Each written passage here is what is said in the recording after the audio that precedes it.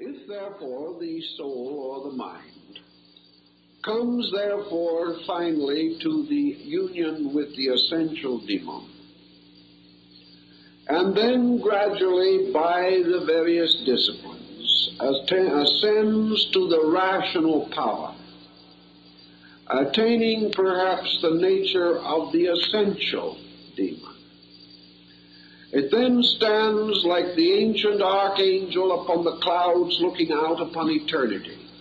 For man, having completed the possibilities of the reflective life, has gone as far as certain elements or factors of his nature will permit. It is then that there is left to him only that which is beyond himself. And it is then and then only that, according to the rituals and the rites, man is placed upon the beginning of the great road that leads from what we might term personality directly to principle. And this road is the journey. It is the dark night of the soul, this journey of St. John of the Cross. It is many mystical experiences. It is likewise the mysterious road of St. Hildegard of Bingen, whose strange and wonderful symbols were beyond the contemplation of the centuries in which she lived. But here comes the new equation. In the Greek mythology it is said that under certain conditions the gods descend unto mortals, unite with mortals, and breed a race of heroes. Now the hero in the Greek is also very interesting and compelling symbol, because in every instance it is the union of a principle with a body. It is furthermore the identity that we find in the statue of Zeus and the archetype behind it. The great conqueror could not have been moved had not the archetype taken form. And the form could not exist had the archetype not been projected. So the union of archetype and form is found in correlation or correspondence in the nature of man. For we know, as the Greeks tell us, that the hero is the immortal mortal, that the hero represents a divine archetype impressed upon matter. What then do we recognize this to be? We have discovered that the body bears such an impression. We have discovered that the senses, the faculties, the functions, the attributes, all bear witness to this impression. We know that the mind, the emotions, and the rational faculties bear witness. But these all bear witness to certain aspects only. The mind bears witness only to the sub-archetype of intellect, not to the total archetype. What then is the total archetype? What is the total impression of the divine purpose upon matter? And the Greeks said that this impression, the total impression of the archetype upon form in the generation of a compound, complex being, in whom actually or potentially are all the attributes of the archetype, that this being is substantially invisible, but is nevertheless related intimately to and identical with, so far as such identity is possible, the personal and natural body of man. Man is therefore a being extending from the visible parts of the archetype, which are its inferior parts, to those invisible parts which are its superior and causal parts. And the total impact of the divine creative power upon the total man, who therefore comes into existence as one being, with infinite diversity within him but undivided, bearing witness to an archetype containing infinite diversity but undivided.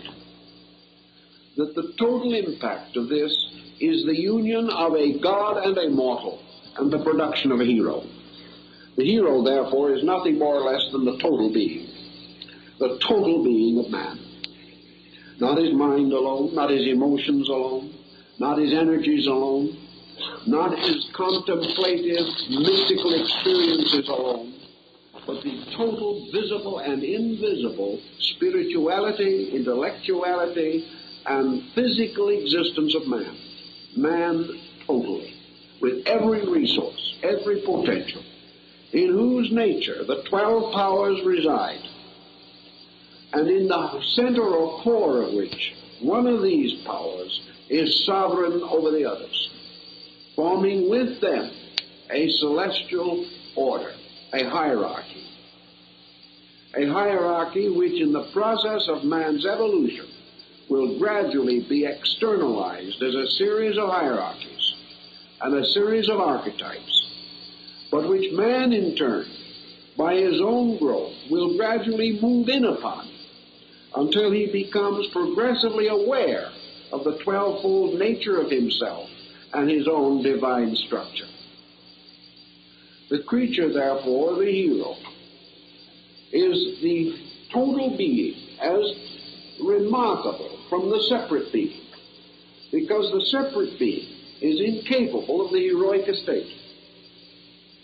The mind can go so far and must perish. The emotions go so far and then betray. The reason goes so far and then stands up on the borders of the unknown. Faith carries man beyond reason. A pure and complete Eastern concept of a samadhic or nirvanic state carries man beyond faith. But still, he has no certainty that he has exhausted the archetype. He does not know that this archetype is other than that it is total being, as absolutely different from any part of itself, and yet complete in itself. That all parts become chemically dissolved in the production of a thing different from themselves, but containing them all and superior to themselves. So we have the hero. He is therefore like the story of every man. He is the total truth seeker. He exists for two purposes. First, that the way of God may be made known. That is the motion downward of the law. And the second thing is that he himself shall return to his Father's house, or return to the full statement of his own nature. By the descending of his own potential archetype in all its aspects, he gradually transforms himself into the living sanctuary, or the ecclesia. He is the church and the worshiper as one. He is the priest, the congregation, the altar, and the deity, all in one, undivided, of which all congregations, priests, altars, and deities are man's attempt to objectify archetype. He creates around him the similitude of the eternity within him. And every time he looks upward in the search of God, he is facing the eternal Olympus. He can look in no other direction. Of these deities of which we wish to speak, therefore, we can choose certain examples in the Greek legendary and lore. Among the most important of these archetypal heroic beings, the most important to us, are such heroes as Jason, the father of the Argonautic expedition that was searching for the golden fleece. The golden fleece, of course, represents the skin of the celestial ram. It is also, of course, if we want to go still further in it, it is the symbol of life, of truth, of wisdom. But perhaps most of all, it is the way of the God Ars, who is the Lord of this. Therefore, in the case of Jason, we have a hero ascending according to the hierarchy and archetype of Ars, or Mars, going home through that path, searching for his father's star, which is the constellation of the Ram.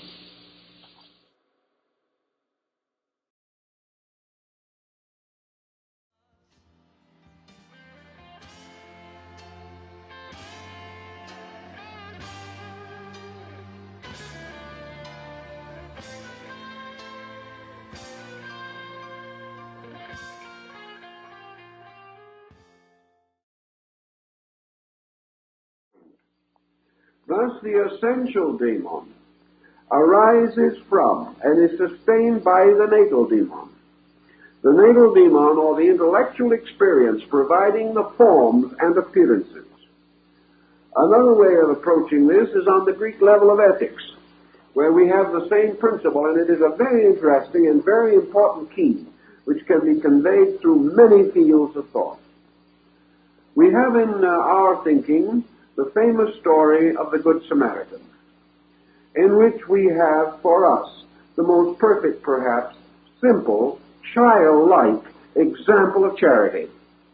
This to us then becomes charitas, which is little more nor less than brotherly love, and which we have now interpreted as a semi-voluntary process of dole, which has nothing to do with the original meaning at all.